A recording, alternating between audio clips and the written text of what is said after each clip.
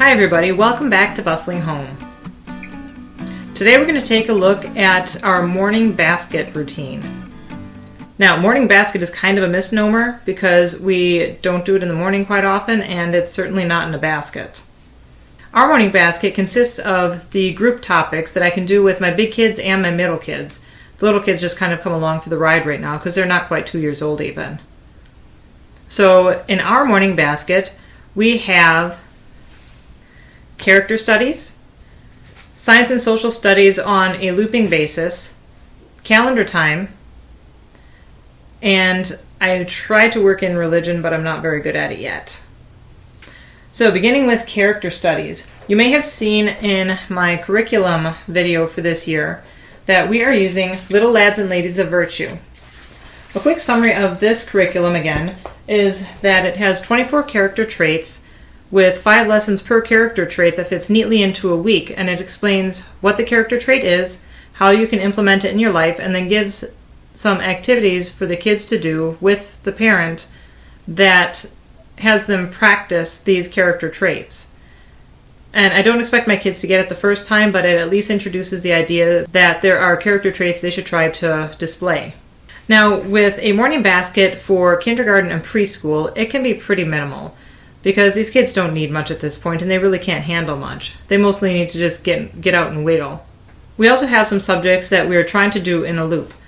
Now, I could schedule these subjects, say, with geography on Monday, science on Tuesday, and music on Wednesday.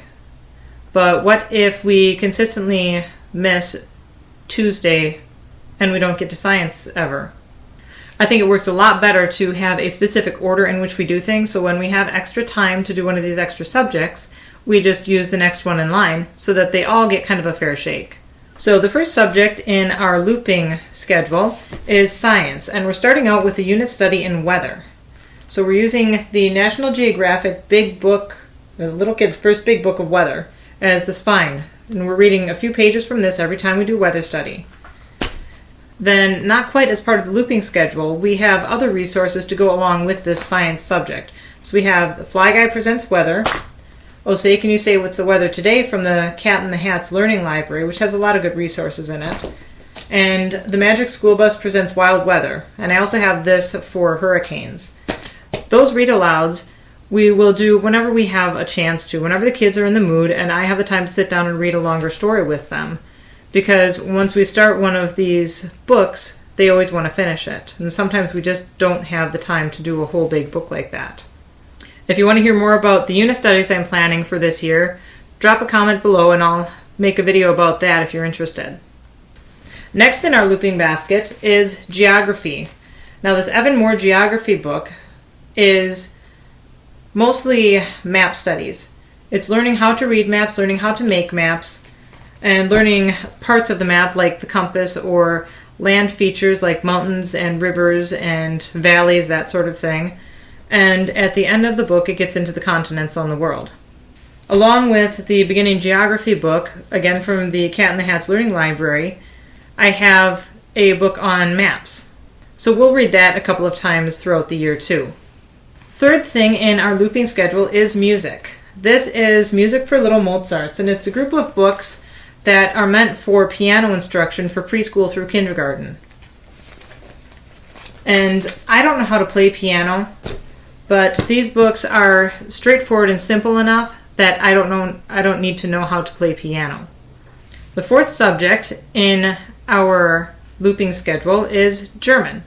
And this looks kind of dinky for a German curriculum, but we're not really studying German per se. I just want to introduce them to the sound of German and the concept that there are other languages in the world that aren't English. So I'll have them watch some German cartoons occasionally, and I'm going to try to sit down and watch it with them, because I tried to just have them watch it by themselves and that didn't work out. This little book, though, is a coloring book that shows German phrases and words. So this one says, Bitte, please, danke, thank you.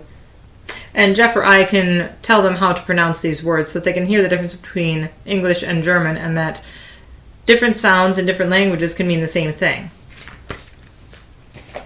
We also do calendar time. I created this printout which has yesterday, today, tomorrow, today's date, the season, the weather, and the normal, high, and low. My kids don't quite understand the concept of yesterday and tomorrow yet, or last night, so that's why I want to implement this calendar routine to get them used to the idea of relative time concepts. And then today's date is normal format, the month name, the number of the day, the number of the year. We just write these in with a marker because I'm not making a whole bunch of little letter tiles. Then the season, so we can get an idea of the seasonal cycle. The weather, we can just look outside and see what the weather's like.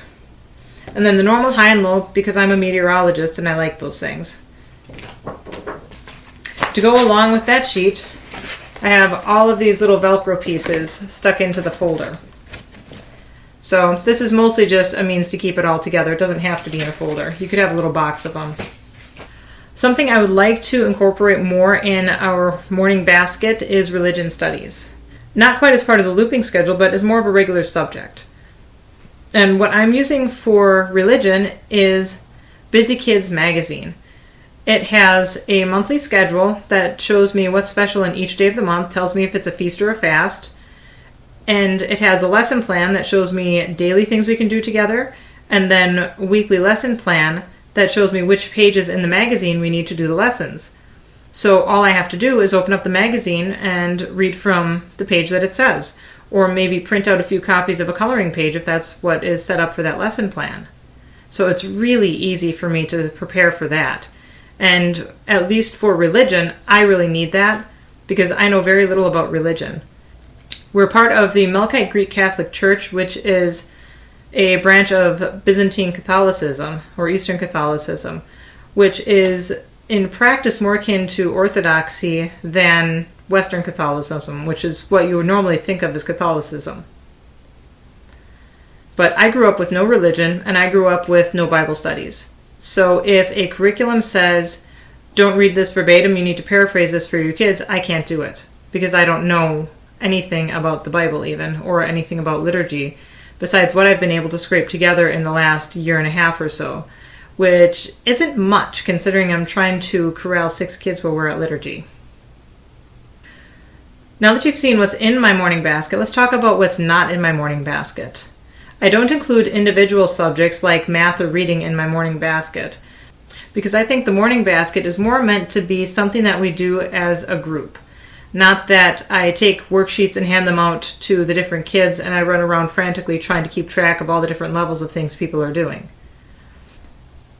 I also don't include memorization, art, or poetry at this point.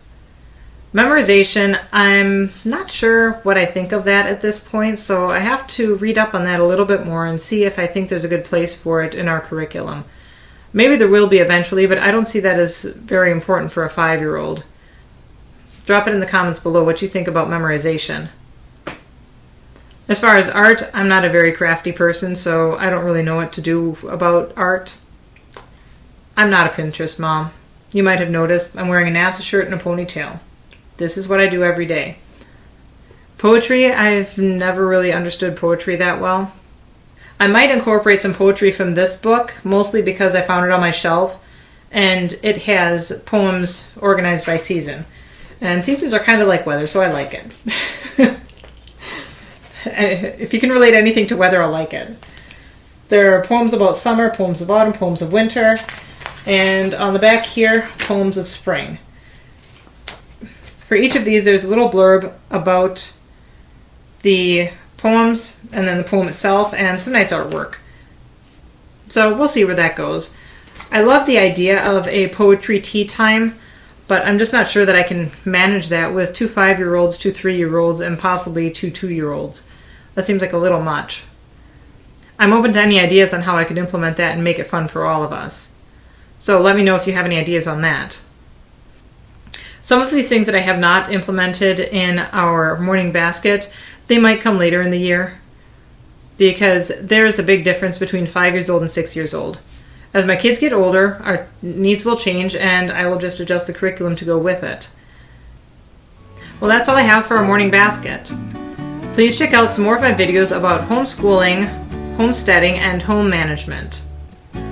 Thanks for stopping by. See you later.